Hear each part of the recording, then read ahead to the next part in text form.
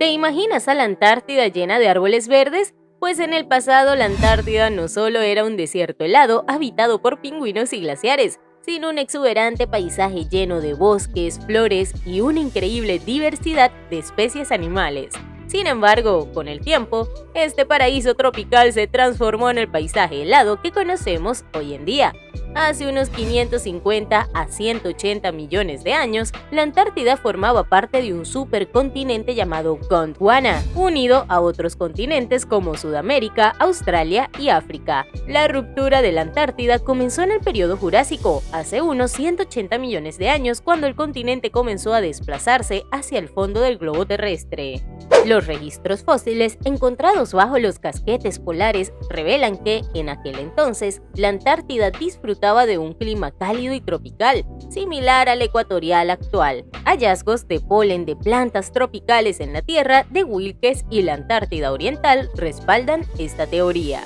Todos conocemos la incompatibilidad de la vegetación tropical con climas fríos, lo que sugiere que la parte oriental de la Antártida evitaba los inviernos helados, manteniendo temperaturas invernales similares a Sudamérica.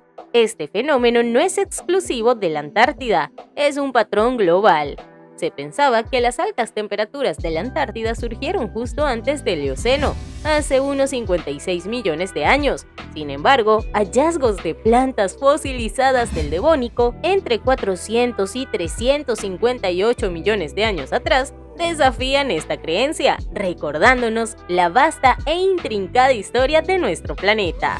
Hace unos 100 millones de años, la Tierra experimentó una prolongada y extensa ola de calor, conocida como el máximo térmico del Paleoceno-Eoceno. Durante este periodo, la temperatura media global aumentó, provocando cambios significativos en la vegetación.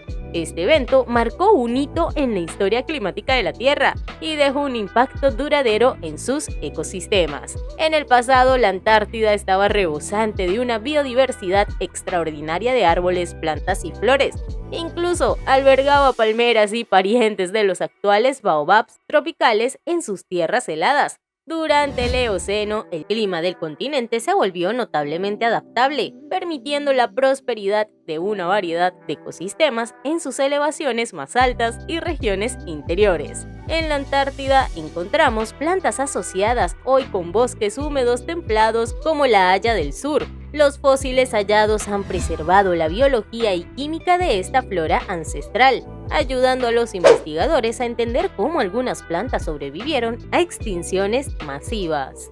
La vida en este continente helado no se limitaba solo a la vegetación. En la isla Seymour, en la punta de la Tierra de Grant, en la península ártica, los científicos hallaron bolas de incubación, estructuras donde los escarabajos peloteros depositan huevos, indicando abundancia de alimentos para estos insectos. Además, encontraron restos de dientes aislados de varios mamíferos en la zona. Algunos, como el monito del monte moderno, ofrecen pistas sobre la conexión entre la Antártida y los continentes vecinos en el pasado.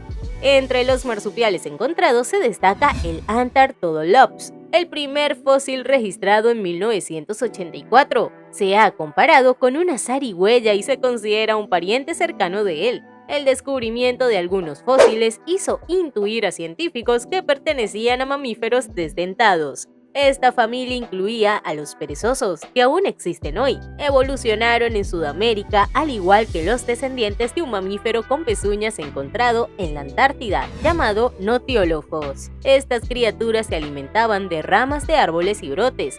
Los científicos descubrieron su dieta analizando sus dientes, que eran relativamente pequeños.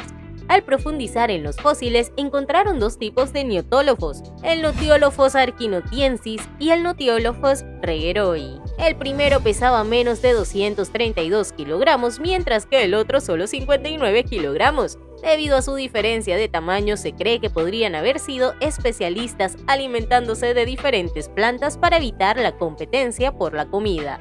Después de pronunciar estos nombres en latín, lo menos que puedo recibir de ti es que te suscribas al canal y le des like al video.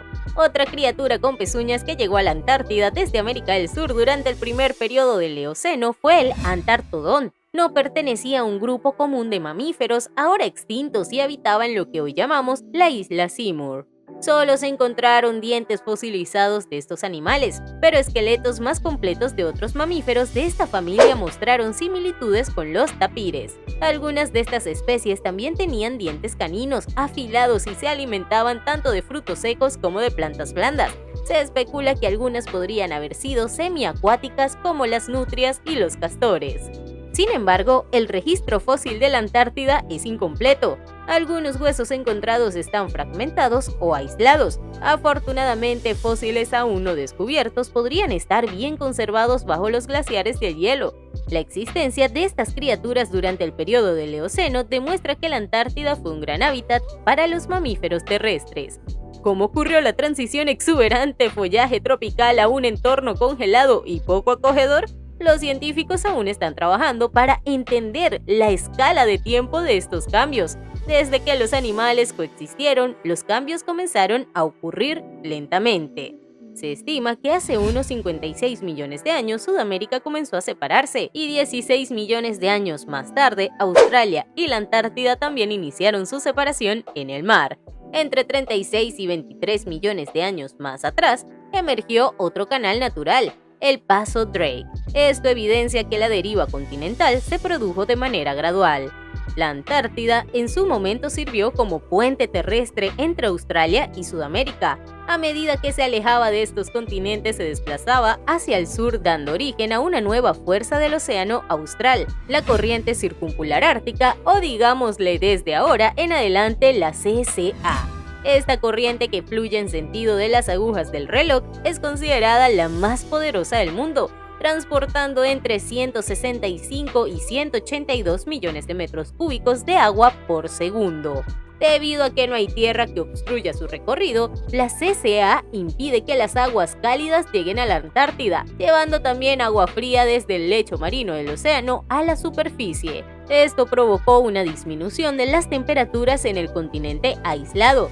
Aunque no hay pruebas científicas que demuestren una conexión directa entre el aumento de los glaciares de hielo en la antigua Antártida y la CCA, los climatólogos sugieren que esta corriente tiene entre 41 y 23 millones de años de antigüedad. Hacia finales del Eoceno y principios del Oligoceno comenzó un proceso de enfriamiento global, lo que llevó a un descenso en las temperaturas de las latitudes altas, tanto en el Círculo Polar Ártico como en la Antártida. Los niveles de dióxido de carbono en la atmósfera de la Tierra habían experimentado una significativa disminución. Según el profesor Stephen Packard, hace cerca de 55 millones de años, había más de 1000 partes por millón de dióxido de carbono en nuestra atmósfera.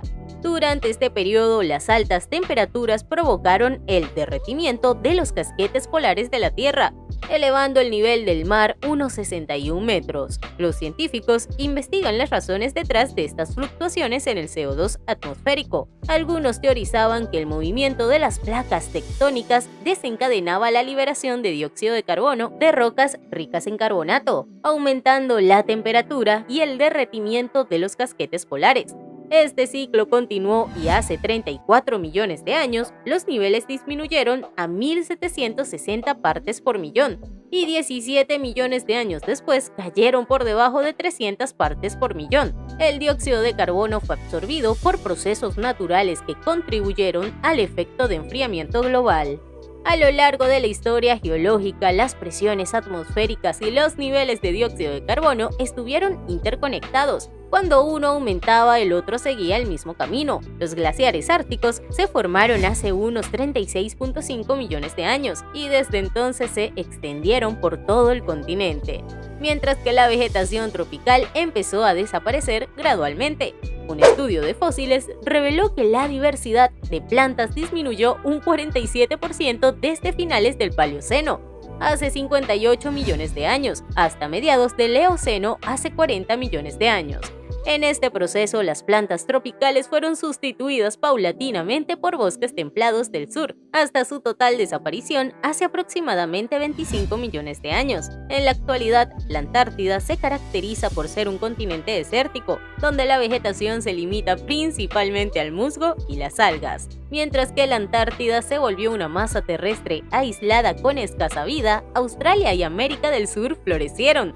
Un elemento común en estas tres regiones fueron los los marsupiales. En Australia los marsupiales prosperaron, incluyendo especies como los canguros, el ya extinto lobo de Tasmania y los wallabies. Los registros fósiles revelan que los canguros existen desde hace aproximadamente 20 millones de años, aunque al principio no saltaban, simplemente se aferraban a las ramas de los árboles.